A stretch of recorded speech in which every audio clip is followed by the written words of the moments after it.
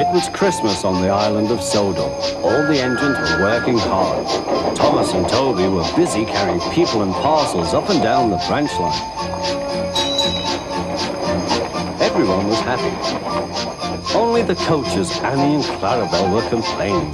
It's always the same before Christmas. They groaned. We feel so far. We feel so far. Oh, come on, Said Thomas. where's your festive spirit? Christmas Day is almost here.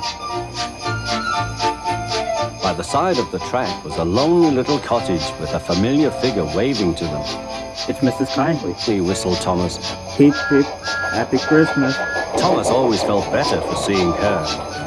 Christmas just wouldn't be Christmas without Mrs. Kindly. When work was over, Thomas went to see the other engines.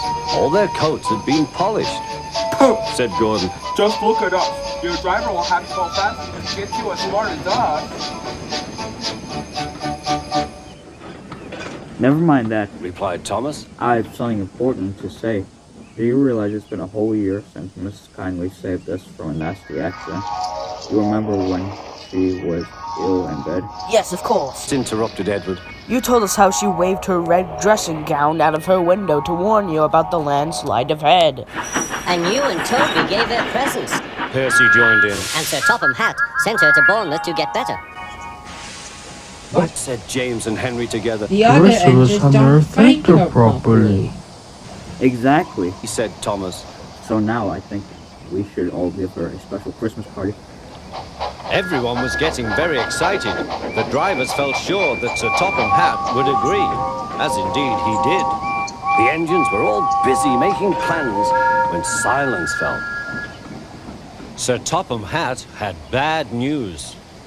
The weather's changed badly. Mrs. Kindly is snowed up. Toby says you'll have to rescue her. You must help too, Thomas. There's no party unless you do.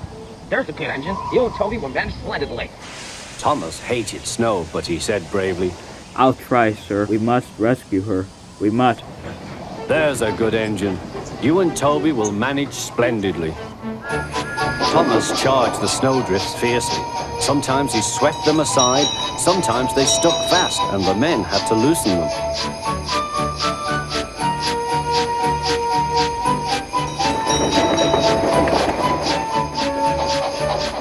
But at the cutting near the cottage, they could go no further. Look at that, exclaimed Thomas's fireman. Peep, peep, here we are. Whistled Thomas. An answering wave came from an upstairs window. Then they heard a familiar sound. That's Terence, Said Thomas. He's come to help too. Sure enough, Terence had a snowplow and was working hard to clear a path to the railway line in safety. At long last, the rescue was complete. Percy took the tired workmen home. Terence said goodbye to Mrs. Kindly and promised to take care of her cottage as he watched them all set off.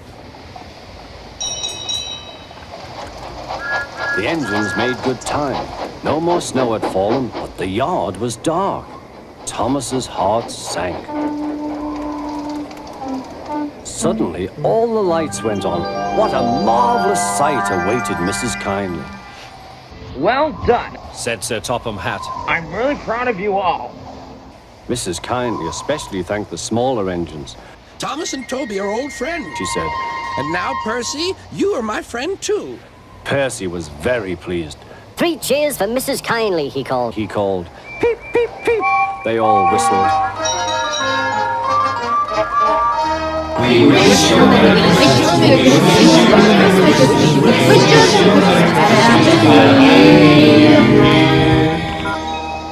Thomas the tank engine and his friends thought it was the best Christmas ever, and Mrs. Kindly could think of nowhere she would rather live than here with them on the island of Sodor.